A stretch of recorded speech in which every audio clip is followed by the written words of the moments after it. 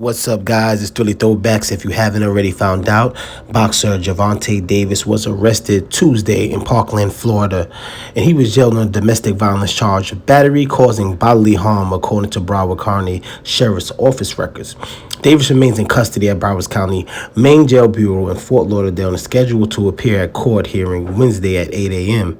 According to the jail, no bond has been set. Details of Davis' arrest and the allegations against him are not available early Wednesday morning.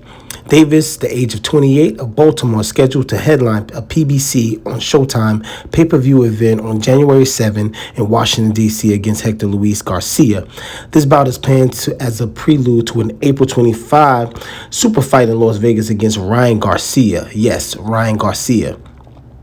Davis is a former 130 pounds title holder. So let me explain something to y'all. Davis got a lot of good things going on for him. A lot. I met Gervonta Davis. And let me just explain something to you.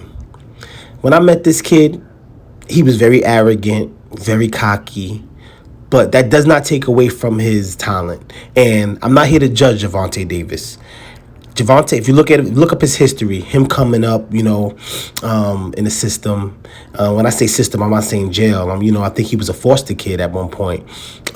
He had a rough life. All right, so I can't judge this kid for being cold-hearted, because when I met him, he felt cold. He felt very cold-hearted.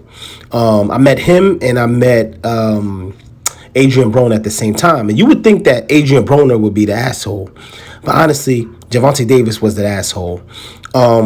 That's just off my experience in, meeting Gervonta Davis. Now, that takes nothing away from his greatness.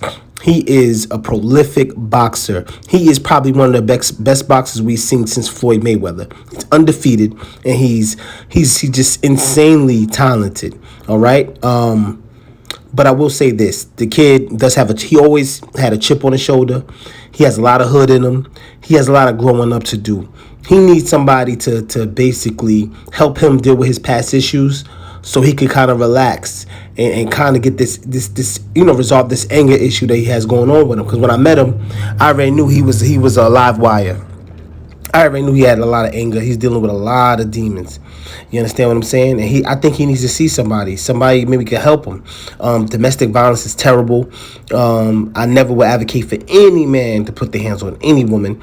I'm totally against domestic violence. And it just sucks that he has so much great things coming up and he is just trying to mess it up by poor decisions. In this boxing world, in any sport, as an athlete, you have to try your best to keep yourself as clean as possible.